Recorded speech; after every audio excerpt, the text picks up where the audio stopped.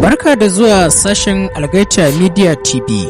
Idan kun kasance sababbin zuwa ne a cikin wannan tashar tamu, to ku danna mana subscribe sannan ku taɓa ƙararrawar sanarwa.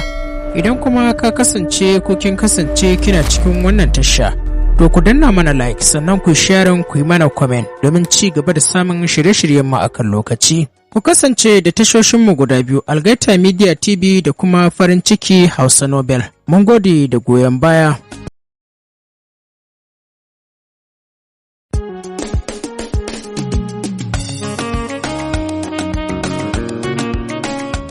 Jama'a assalamu alaikum. Barkanmu da warhaka, barkanmu da sake haduwa da ku a cikin wannan shiri namu, wanda muke karanto muku littafi mai suna Dahuwar mutum. Littafin shahararriyar marubuciya wato Khadija S. Muhammad matar J. Idan ba ku manta ba, na tsaya ne inda nake ba ku labarin. Duk wannan kauɗin da kuma rashin jin gaba ɗaya yanzu babu. Duk da cewa wannan sabon canjin ma ya karɓe ta, amma al'adarta da ɗabi'arta ta farko ta fi mata kyau. Bai ɗauke idanunsa daga kallon da yake yi mata ba har zuwa lokacin da ta tako ta ƙaraso zuwa inda yake. Ya katse shirin nasu a karo na farko yayin da ita kuma ta kai hannu tare da ɗauke hawayen da ke gangarowa a kan kumatinta. Ni ba na son makarantar nan, cikin kuka ta yi masa maganar. To sai me? Ai Hajiya ta ce a yi min aure. Sosai maganar tata ta ba shi dariya, amma sai bai yi ba. Ya gyara tsayuwarsa sannan ya ce mata, dawa. Sai kuma bata amsa mishi tambayar tata ba, ta ci gaba da share hawayen da yake bin kumatinta.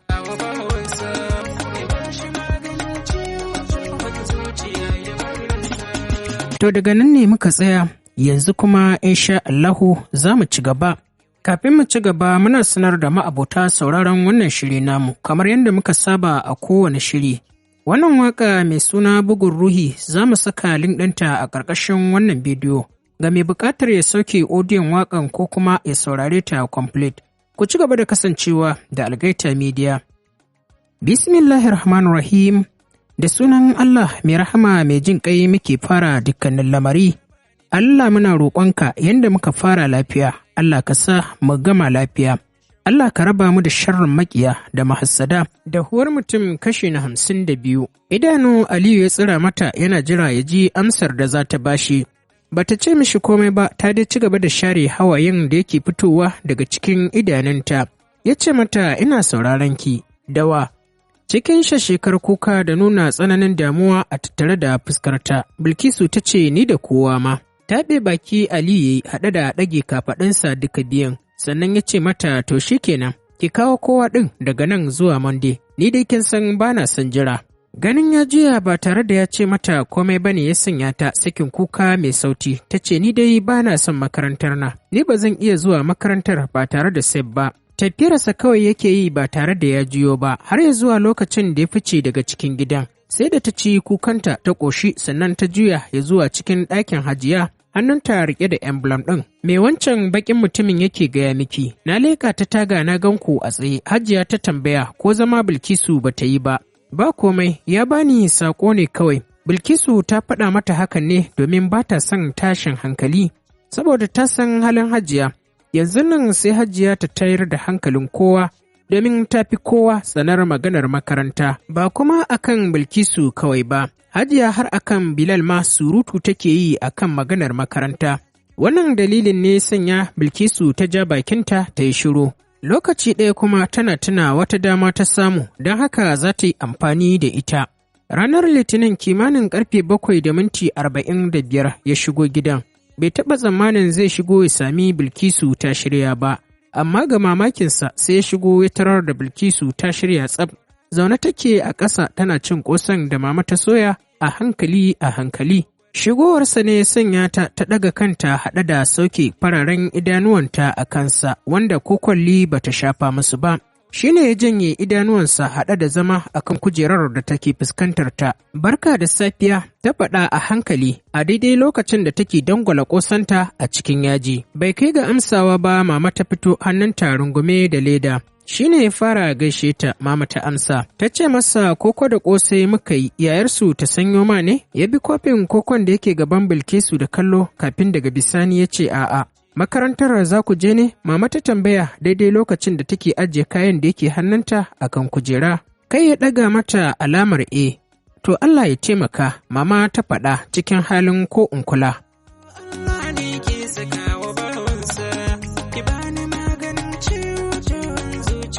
Bilkisu miƙewa ta yi haɗe da warware dogon bulu ɗin hijabinta sannan ta sanya, ba tare da ta yi magana da kowa ba ta fice daga ɗakin bayan ta ɗauki jakarta tare da takardun da ta san za su yi mata amfani. Bayan kimanin minti 10 da fitarta sannan shi ma Aliyu ya fito. Ƙofar motar ta buɗe ta shiga bayan Aliyu ya buɗe motar tasa da masarrafin da yake hannunsa. A ɓangaren department ɗinsu ya yi fakin sannan ya fito. Lokaci ɗaya kuma yana kallon Bilkisu kamar wadda ta yi ƙarya aka gano ta, ya fahimci yadda jikinta ya mutu kamar yadda idanuwanta suka nuna, wanda suke jiran ƙiris su zubar da hawayen da suka tara. Hannunsa ya zira a kujerar baya, ya fito da wata leda tana kallonsa, har ya fito da kwalin da yake cikin wannan leda, ya zaro waya ƙirar Infinix ya miƙa mata. Na gode ta faɗa bayan ta sanya hannuwanta guda biyu ta karɓi wayar. Idan kun gama lacca ki kira ni zan zo in ɗauke ki, idan ma kuma akwai wata matsalar to ki sanar da ni. A maimakon Bilkisu ta amsa mishi sai ta kife kanta a tsakankanin cinyoyinta tare da sake kukan da take ta riƙewa tun ɗazu. Kusan kimanin minti 5 tana kukan, uffan bai ce mata ba, kawai dai ya jingina kansa a jikin kujerar haɗe da limshe idanunsa tamkar wanda kukan yake yi masa daɗi. Har sai da ya ji fitarta daga cikin motar sannan ya buɗe idanuwansa. Ya bi bayanta da kallo har ta shiga cikin hol ɗin da za su fara lakcar. Kanta a ƙasa ta shiga hol ɗin, don haka ba za ta iya tantance da wani ido na cikin hol ɗin suke kallonta ba. Ba da jimawa ba lakcara ya shigo, duk yadda take ɓoye masa fuskarta. Hakan bai hana ta sun haɗa ido cikin ido da shi ba. Tun daga lokacin kuma suka ci gaba da haɗa ido da shi har ya gama lakcar shi. Ko motsawa ba ta yi ba daga inda take duk da irin hayaniyar da ɗalibai suke yi har zuwa lokacin da suka fara ficewa. Dama ta ƙosa a gama lakcar su fita, ko ita ma ta fita ta yi abin da ya kawo ta. Sai da ta tabbatar da cewa babu yalwar mutane a ƙofar hol ɗin, sannan ta tashi tare da sakala jakarta ta fita a hankali. Bilkisu ta ji an ambaci sunanta.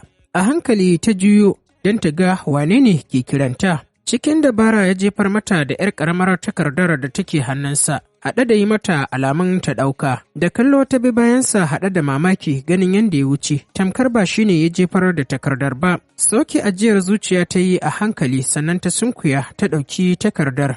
Adireshin ofis ɗinsa ne a jiki, haɗe da roƙonta alfarmar ta same shi a ofis ɗin.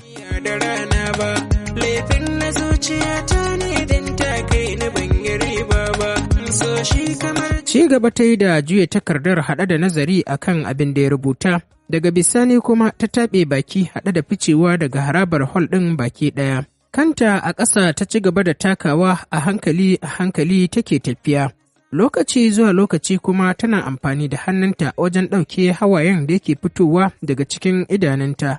Ba ta san ranar da za ta daina kukan mutuwar Seb ba, musamman a yanzu da take cikin makarantar da anan ne rayuwarsu ta fara. Da yanzu yana gefenta suna fira cikin nishaɗi. A duniyar masoya ba ta jin akwai wanda ya rashin masoyi kamar ta, domin Seb ya so ta irin son nan da ba kowace mace ke samun irinsa ba. So ne tsantsar so wanda babu sirkin sha'awa a cikinsa, domin tun da suke Seb ɗin bai taɓa nuna mata hakan ba. A zamanin nan zai wahala a sami saurayi irin Seb, har ta isa bakin gate ɗin makarantar ta kasa tsayar da hawayenta. Keke napep ta ɗauka drop har ya zuwa unguwar su Seb. Sai yanzu ne ta sami damar kallon cikin gari. Kamar wata baƙuwa haka take kallon ko'ina, tana waigawa sashi zuwa sashi. Aƙalla ta kai kusan wata 5 ba ta fito ba. Abubuwa da dama sun canja mata. Ita ta riƙa kwatantawa mai keke napep ɗin hanya har ya zuwa ƙofar gidan su Seb. Bayan ta biya kuɗin keke napep ɗin ta tsaya a ƙofar gidan tana kallon gidan. Ji take yi tamkar Seb ɗin zai fito daga cikin gidan cikin barkwancinsa, ya ce mata yayata, wai yau ma sai na shigo da ke? Wani lokaci takan yi mishi hakan, ta ce lallai sai ya fito sun shiga gidan tare. Murmushi haɗe da hawaye ne suka wanzu a kan fuskarta. Lokaci ɗaya kuma ta limshe idanunta da ƙarfi, tana jin wani irin zafi a cikin ƙirjinta. Tsawon lokaci tana a haka kafin daga bisani ta taka a hankali ya zuwa cikin gidan. Kamar dai kullum, yau ma ɗakin da ke cikin sauran gidan ta fara yi wa tsinke. Bata taɓa tsammanin za ta same shi a buɗe ba, amma ga mamakinta sai ta sami ɗakin a buɗe. Dalili kenan da ya sanya ta kutsa kai cikin ɗakin tana ƙarewa ɗakin kallo kamar mai son gano wani abu a ciki. Babu komai a cikin ɗakin sai katifa kawai, sannan kuma ɗakin da ƙura. Ba kamar da ba wanda daga zauri kawai za ka fara jin ƙamshin turaren maza da kuma aftershave wanda yake tashi a cikin ɗakin. Seb mutum ne mai tsafta kuma komai nashi a kammale yake a inda ya dace.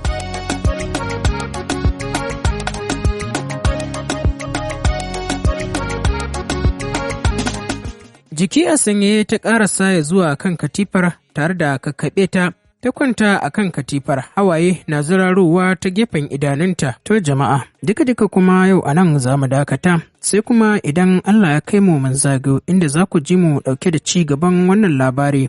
Ku ci gaba da kasancewa da Algaita Media TV tare da sabuwar tashar mu mai suna farin ciki Hausa Novel. Mun gode da goyon bayan da kuke bamu.